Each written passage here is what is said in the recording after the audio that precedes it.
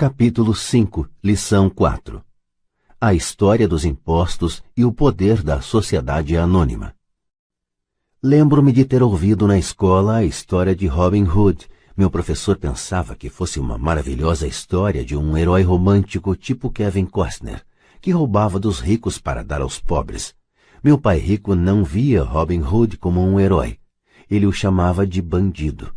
Robin Hood pode ter desaparecido há muito tempo, mas seus seguidores perduraram. Quantas vezes ouço as pessoas dizerem: por que os ricos não pagam por isso? Ou, os ricos deveriam pagar mais impostos para atender à pobreza. Essa ideia de Robin Hood, ou de tirar dos ricos para dar aos pobres, é que provoca os maiores sofrimentos para os pobres e para a classe média. Razão pela qual a classe média paga impostos tão pesados está no ideal de Robin Hood. Na verdade, os ricos não são tributados. É a classe média que paga pelos pobres, especialmente a classe média alta instruída. Novamente, para entender bem como tudo acontece, precisamos adotar uma perspectiva histórica. Precisamos conhecer a história dos impostos. Meu pai, muito instruído, era especialista em história da educação. Já meu pai rico se tornou um especialista na história dos impostos. Pai rico explicou a Mike e a mim que originalmente na Inglaterra e nos Estados Unidos não havia impostos. De vez em quando eram lançados impostos eventuais para financiar guerras. O rei ou o presidente anunciava o acontecido e convocava todos para rachar a despesa. Impostos foram lançados na Grã-Bretanha para financiar as lutas contra Napoleão de 1799 a 1816 e nos Estados Unidos para financiar a Guerra Civil entre 1861 e 1865. Em 1874, a Inglaterra instituiu um imposto de renda permanente para seus cidadãos. Em 1913, o imposto de renda se tornou permanente nos Estados Unidos, com a adoção da 16ª emenda à Constituição. Durante certo tempo, os americanos eram contrários aos impostos. Foi o excessivo imposto sobre o chá que levou ao famoso Tea Party no porto de Boston, um incidente que ajudou a desencadear a Guerra Revolucionária. Foram necessários cerca de 50 anos, tanto na Inglaterra quanto nos Estados Unidos, para se consolidar a ideia de um imposto de renda rotineiro. O que esses dados históricos não revelam é que, em ambos os casos, os impostos foram inicialmente lançados sobre os ricos. Era isso o que o pai rico queria que Mike e eu entendêssemos. Ele explicou que a ideia de impostos se tornou popular e foi aceita pela maioria, divulgando-se aos pobres e à classe média que os impostos estavam sendo criados para punir os ricos. Foi assim que as massas votaram a favor da lei e ela se tornou constitucionalmente legal. Embora fosse imaginada para punir os ricos, na realidade acabou punindo aquelas pessoas que votaram a seu favor, isto é, os pobres e a classe média. Quando o governo sentiu o gosto do dinheiro, seu apetite aumentou, disse pai rico. Seu pai e eu somos exatamente os opostos. Ele é um burocrata do governo, eu sou um capitalista. Quanto mais ele gasta e quanto mais gente ele contrata, maior será sua organização. No governo, quanto maior sua organização, mais ele será respeitado. Por outro lado, dentro de minha organização, quanto menos gente eu contratar, quanto menos eu gastar, mais respeito obterei de meus investidores. É por isso que não gosto de gente do governo. Eles têm objetivos diferentes daqueles da maioria dos homens de negócios. À medida que o governo cresce, mais e mais dólares saídos dos impostos serão necessários para sustentá-lo. Meu pai instruído acreditava sinceramente que o governo deveria ajudar as pessoas. Gostava de John F. Kennedy e especialmente da ideia do Corpo da Paz. Gostava tanto dessa ideia que ele e mamãe trabalharam para o Corpo da Paz, treinando voluntários para a Malásia, Tailândia e Filipinas. Ele sempre lutava por doações adicionais e aumentos no orçamento de modo que pudesse contratar mais gente, tanto no seu cargo no Departamento de Educação quanto no Corpo da Paz. Essa era sua função. Desde meus 10 anos de idade, ouvia meu pai rico dizer que os funcionários do governo eram um bando de ladrões preguiçosos e meu pai pobre falava que os ricos eram bandidos gananciosos, que deveriam ser obrigados a pagar mais impostos. Ambos os lados tinham argumentos válidos. Era difícil trabalhar para um dos maiores capitalistas da cidade e chegar à casa onde o pai era um destacado líder do governo. Não era fácil saber em quem acreditar. Contudo, quando você estuda a história dos impostos, aparece uma perspectiva interessante. Como já disse, a aprovação dos impostos só foi possível porque as massas acreditavam na teoria Robin Hood da economia, que era tirar dos ricos para distribuir aos demais. O problema é que o apetite do governo por dinheiro era tão grande que logo os impostos precisaram ser lançados sobre a classe média e daí ir descendo. Os ricos, por outro lado, viram nisso uma oportunidade. Eles não jogam pelas mesmas regras. Como já disse, os ricos já sabiam sobre as sociedades anônimas que se tornaram populares na época das navegações. Os ricos criaram a sociedade anônima como veículo para limitar o risco dos ativos a cada viagem. Os ricos colocavam seu dinheiro em uma sociedade anônima para financiar a viagem. A sociedade anônima então contratava uma tripulação para ir ao novo mundo em busca de tesouros.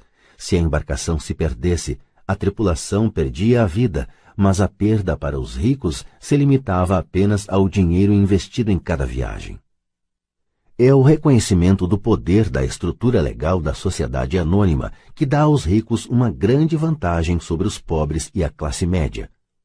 Tendo dois pais a me ensinar, um socialista e outro capitalista, rapidamente percebi que a filosofia dos capitalistas tinha mais sentido financeiro para mim. Tinha a impressão de que os socialistas, em última análise, puniam a si próprios em decorrência de sua falta de instrução financeira. Não importa o que inventasse a turma do tire dos ricos, os ricos sempre encontravam uma forma de passá-la para trás. E desta forma, os impostos acabaram onerando a classe média. Os ricos passaram para trás os intelectuais somente porque aqueles entendiam o poder do dinheiro, um tema não abordado pela escola. Como os ricos passaram para trás os intelectuais? Quando o imposto, tire dos ricos, foi implementado, o dinheiro começou a fluir para os cofres do governo. Inicialmente as pessoas ficaram felizes. O dinheiro foi repassado para os funcionários do governo e para os ricos. Foi para os funcionários na forma de empregos e aposentadorias. Foi para os ricos quando as empresas receberam contratos do governo. O governo se tornou uma grande fonte de dinheiro, mas o problema era a administração fiscal desses recursos. Na verdade, não havia recirculação. Em outras palavras, a política do governo, se você fosse um burocrata estatal, era evitar ter excesso de dinheiro. Se não conseguisse gastar a verba recebida, você se arriscava a perdê-la no próximo orçamento. Certamente não haveria reconhecimento para você se fosse eficiente. Os homens de negócios, por outro lado, são recompensados pelo dinheiro que sobra e são reconhecidos por sua eficiência. À medida que este ciclo de despesas públicas crescentes continuava, a demanda por dinheiro aumentava e a ideia de tire dos ricos se ajustava agora para incluir níveis de renda mais baixos, chegando aos que tinham votado em favor dos impostos, os pobres e a classe média. Os verdadeiros capitalistas aplicavam seus conhecimentos financeiros para simplesmente encontrar uma maneira de escapar.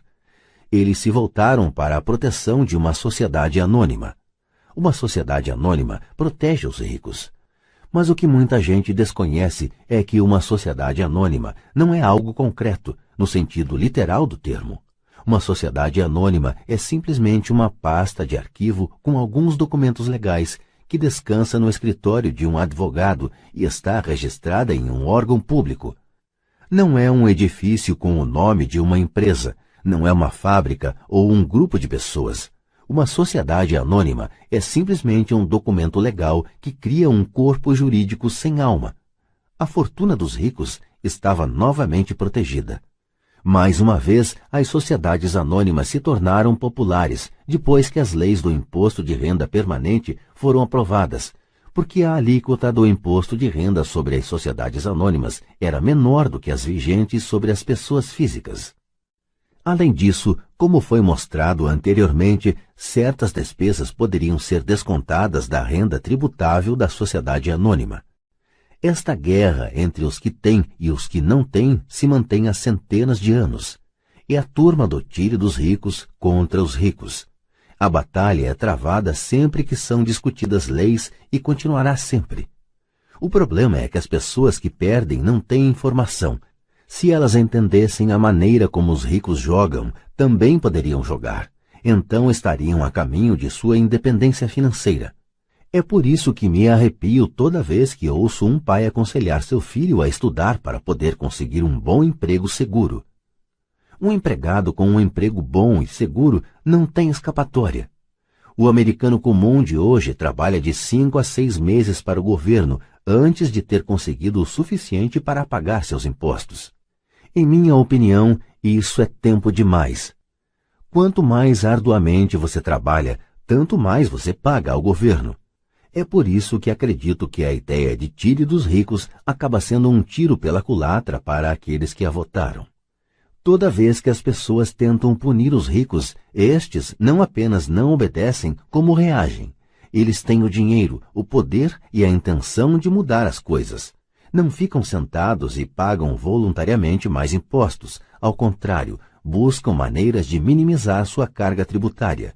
Contratam advogados e contadores competentes e convencem os políticos a mudar as leis ou a criar artifícios legais. Eles têm os recursos para fazer mudanças. O Código Tributário dos Estados Unidos também oferece outras formas de elidir os impostos.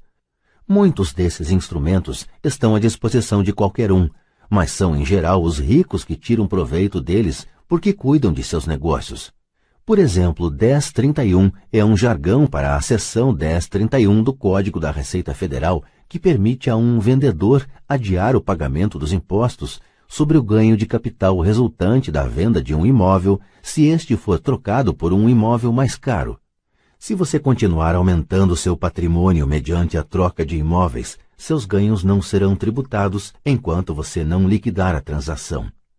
As pessoas que não se beneficiam desta poupança de impostos permitida legalmente estão perdendo uma grande oportunidade de aumentar sua coluna de ativos.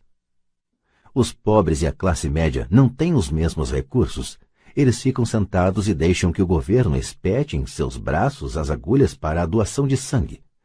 Atualmente fico chocado com o número de pessoas que pagam mais impostos ou aplicam menos deduções simplesmente porque têm medo do governo. E sei como um agente tributário do governo pode ser apavorante e intimidante. Tenho amigos cujos negócios foram fechados e destruídos, para só depois descobrirem que se tratava de um erro do governo. Eu percebi isso. Mas o preço de trabalhar de janeiro a meados de maio é um preço muito alto para essa intimidação. Meu pai pobre nunca se rebelou, nem meu pai rico. Este foi apenas mais esperto e usou as sociedades anônimas, o maior segredo dos ricos.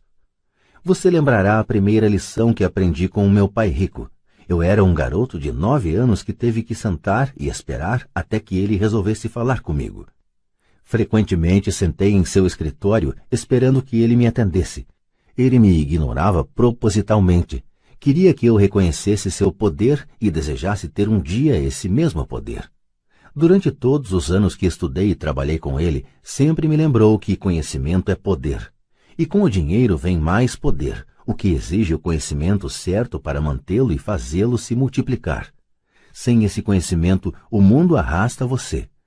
Pai Rico sempre recordava a mim e a Mike que o maior tirano não era o patrão ou o supervisor, mas o homem dos impostos.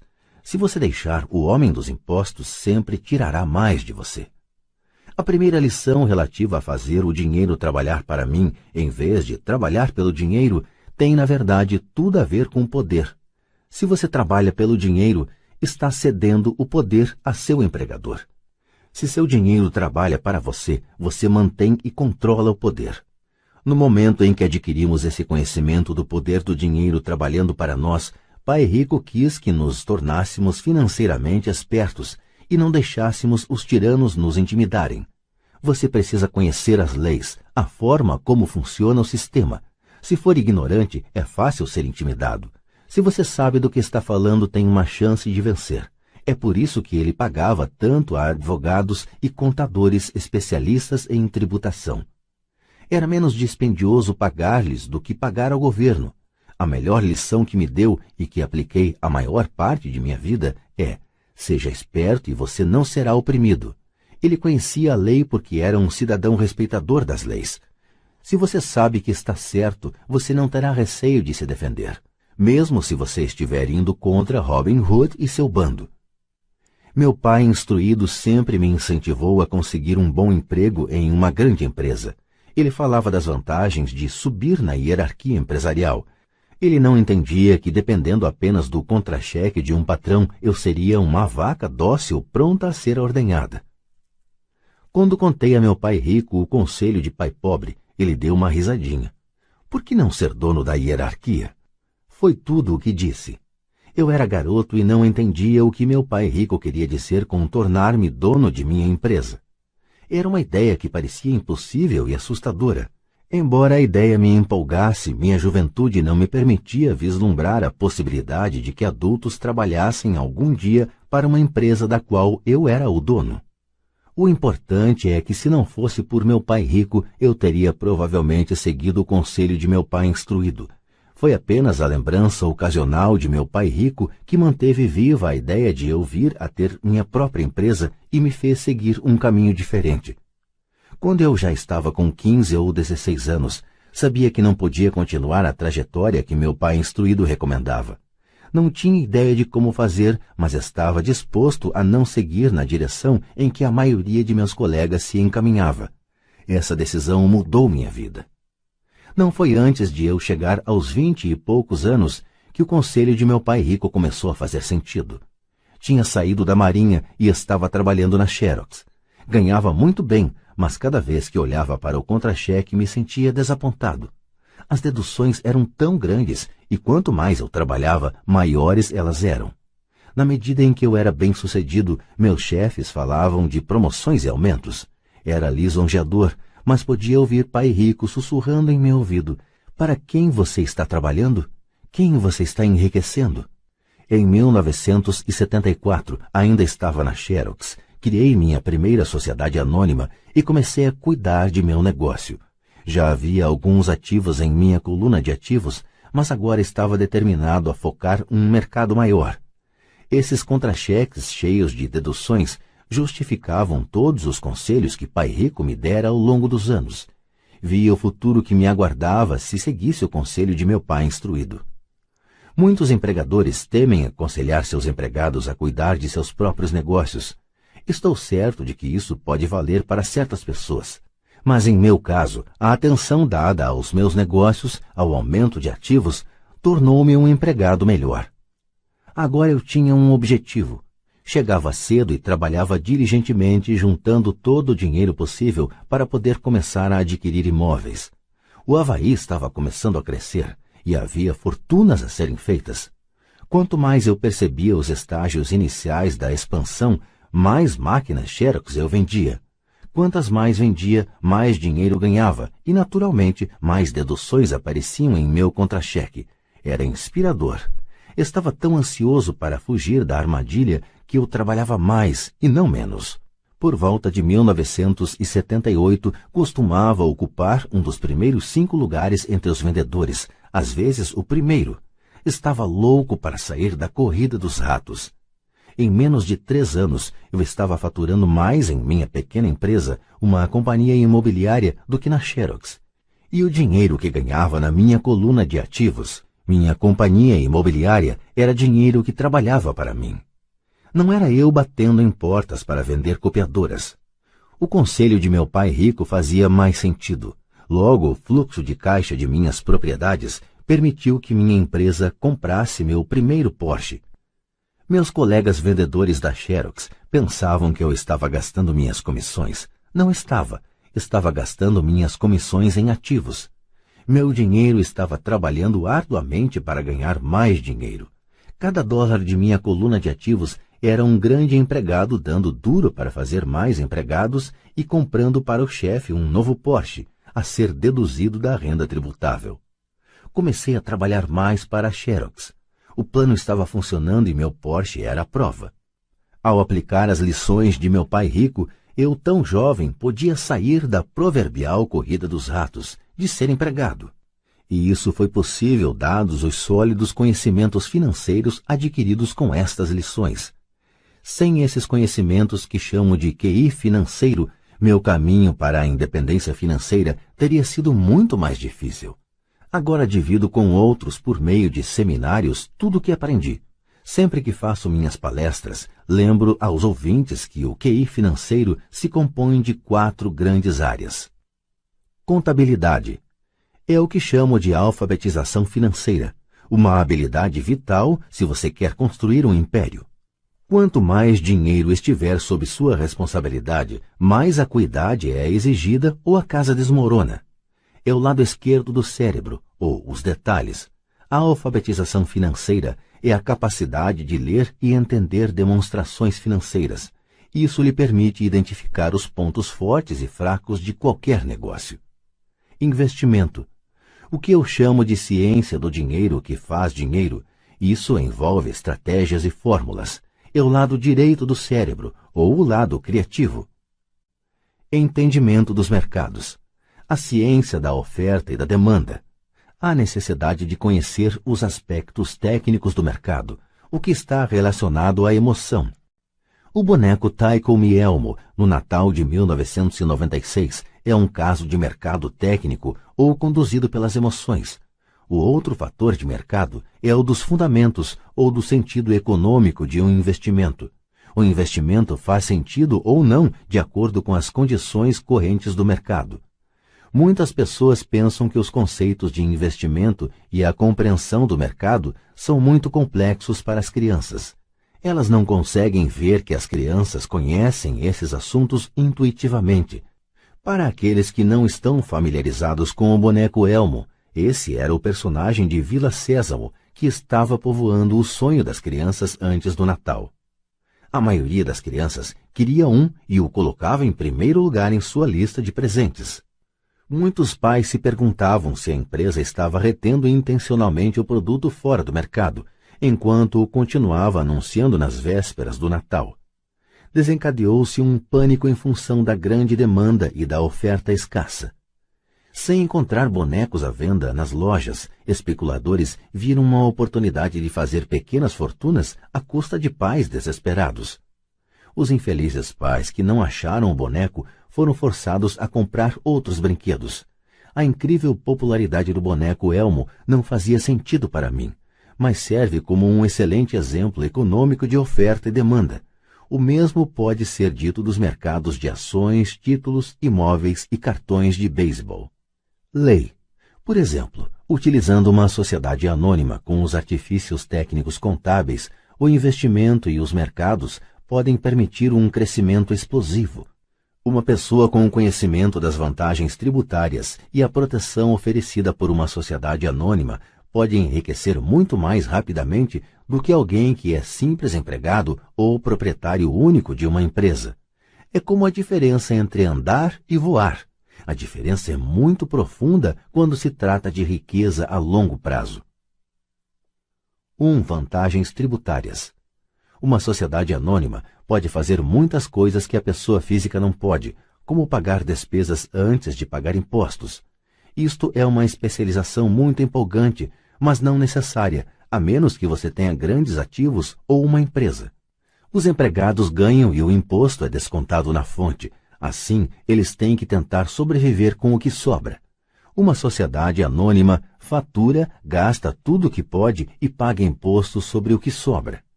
É uma das principais brechas tributárias de que se valem os ricos. É fácil constituí-las e não são dispendiosas se seus próprios investimentos geram um bom fluxo de caixa. Por exemplo, se você é dono de sua sociedade anônima, suas férias podem ser reuniões do conselho no Havaí. Prestações de carros, seguros, concertos são despesas da sociedade. A mensalidade da academia de ginástica é uma despesa da sociedade. A maioria das refeições em restaurante pode ser considerada como despesa, e assim por diante. Mas faça-o legalmente antes de pagar o imposto. 2. Proteção contra processos judiciais. Vivemos em uma sociedade litigiosa. Todos querem uma parte de seu dinheiro. Os ricos escondem boa parte de sua fortuna por meio de sociedades anônimas e fundos fiduciários para proteger seus ativos dos credores. Quando alguém processa uma pessoa rica, depara-se frequentemente com camadas de proteção legal e descobre, finalmente, que a pessoa rica não possui, de fato, nada. Os ricos controlam tudo, mas não possuem nada. Os pobres e a classe média tentam ser donos de tudo e o perdem para o governo ou para outros cidadãos que gostam de processar os ricos. Eles aprenderam com a história de Robin Hood: tire dos ricos, dê aos pobres. Não é o objetivo deste livro entrar nos detalhes da propriedade de uma sociedade anônima. Mas se você possui qualquer tipo de ativo legítimo, eu sugeriria que você pensasse o mais rápido possível em saber mais a respeito dos benefícios e da proteção oferecidos por uma sociedade anônima. Há muitos livros sobre o assunto que lhe mostrarão até os passos necessários para formar uma sociedade anônima. Um livro em especial, Think and Grow Rich, oferece conhecimentos importantes sobre o assunto. O QI financeiro é, na verdade, a sinergia de várias habilidades e talentos, mas eu diria que é uma combinação das 4 habilidades técnicas mencionadas anteriormente, o que constitui a inteligência financeira básica. Se você aspira a uma grande fortuna, é a combinação dessas habilidades que amplificará a sua inteligência financeira. Em resumo, os ricos com sociedades anônimas: 1. Ganham. 2. Gastam. 3. Pagam impostos. As pessoas que trabalham para empresas: 1. Ganham. 2. Pagam impostos. 3. Gastam. Como parte de sua estratégia financeira geral, recomendamos firmemente que você agrupe seus ativos sob o manto de uma sociedade anônima.